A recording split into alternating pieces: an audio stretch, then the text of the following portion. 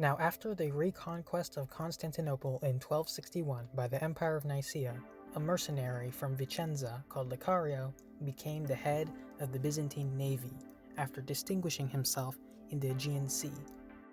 Licario's ancestors were from Vicenza, however they had come to Negroponte in Euboea, and he was from there. The island and its capital were called Negroponte at the time. The island is now known as Euboea and the city as Chalcis. He began as a knight in the city of Carystus, serving one of the triarchs of Negroponte, Giberto II da Verona. Licario lived in Giberto's household with Madonna Felisa, Giberto's sister and the widow of the triarch Narzotto dalle Carceri. They fell in love and secretly got married. However, the widow's family rejected Licario's marriage with contempt and fury. When Giberto learned of this, he swore vengeance against Licario. So he angrily went to his home in the southern part of the island.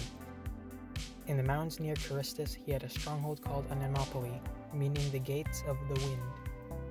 This he fortified and drew towards himself the disgruntled elements of the island. He raided the surrounding fields and villages to the point where the peasants lived in the town walls and did not go to work till watchmen were posted to warn of Licario's approach. He soon grew tired of small-scale piracy and wanted vengeance against the nobles of Negroponte, so he met with the captain of the fleet of Emperor Michael to enter his service. Michael VIII was pleased to interfere with the Latins, as they had done to him by preying on Greek coastal cities. Licario negotiated that he would try to take over the island, and if he was given enough troops, he would offer him his own fortress, so it may be the basis of the attack. This offer was accepted. A Greek garrison was placed in Anemopoli, and Licario continued his guerrilla warfare. From 1272 to 1275, he was fighting in Asia Minor under the imperial banner. In 1276, he returned to Negroponte as a Byzantine Grand Admiral with a fleet of 24 galleys.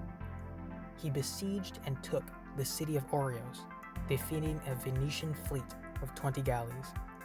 He fortified the castle of La Cupa.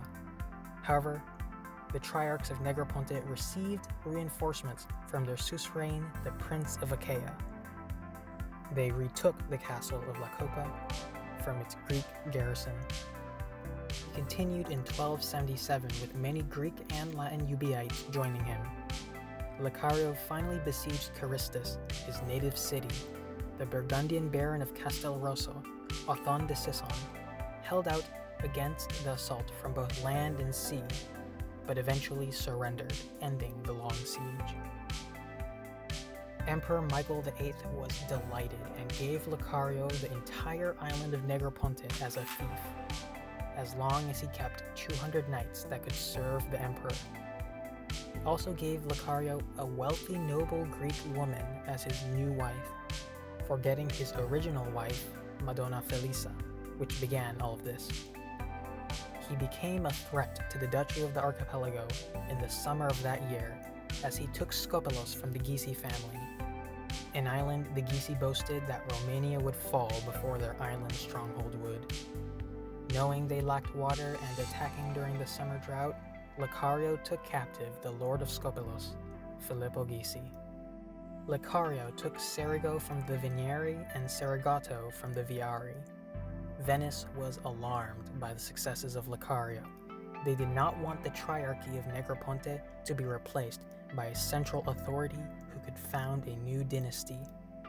As such, in their 1277 truce with the Byzantine emperor, they stipulated they should be allowed to defend the island and its inhabitants from the Byzantines, and that it could not become a casus belli against Venice. Now in 1279 to early 1280, Licario overran the island of Negroponte from Oreos to the capital Negroponte, with reinforcements from both the land and sea. The Triarch, Giberto II da Verona, and his cousin, John de la Roche, went to meet Licario in battle near the modern village of Vatondas. Licario had a large body of men-at-arms with him and defeated them decisively. Licario went to Constantinople, and according to the account of Nicephorus Gregoris, the Triarch Giberto was led in chains as a prisoner to the imperial palace. He saw his brother-in-law, once his servant, now dressed in robes and with pride.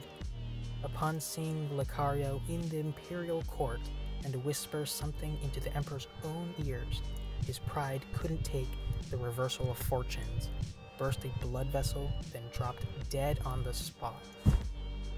John de la Rocha himself was ransomed for 30,000 solidi and soon died upon his return to Athens. Negroponte was at Licario's mercy now. However, the cousin of John de la Roche, Jacques de la Roche, upon hearing of this defeat at Vatondas, set off to the city's defense along with the Venetian bailey, Niccolo Morosini Rosso, completing a 3-day march in only 24 hours. He was later called the Good Bailey, as he spent 14,000 solidi on the city's defenses. This, alongside a Byzantine defeat at Thessaly, halted the Byzantine momentum. Licario wasn't willing to deal with the bolstering defenses, and he abandoned the siege to conquer the rest of the island. The castles of L'Armena, La Cupa, and La Clisura were seized and fortified for Licario. Licario returned to Euboea and stayed at Phila Castle, which oversaw the Lelantian plains. In time, he replaced Philanthropinos as Byzantine admiral. As such, he captured Seriphos and Sifnos along with some other Aegean islands. Now following this, Licario disappears from the record around 1280, so it is unknown what happened to him or his new Greek wife and child. I find the tale of Licario to be fascinating, how one man with a vendetta can bring a region to its knees, only to disappear. I should note that both Licario and Marco Sanudo, Duke of the Archipelago, while Venetians, never aligned themselves with Venice. They each had their own loyalties, Licario to the Byzantine Empire and Sanudo to the Latin Empire. I wonder what would have happened if Venetian fears were realized and Licario was able to set up a dynasty and his gains persisted beyond his disappearance from the records.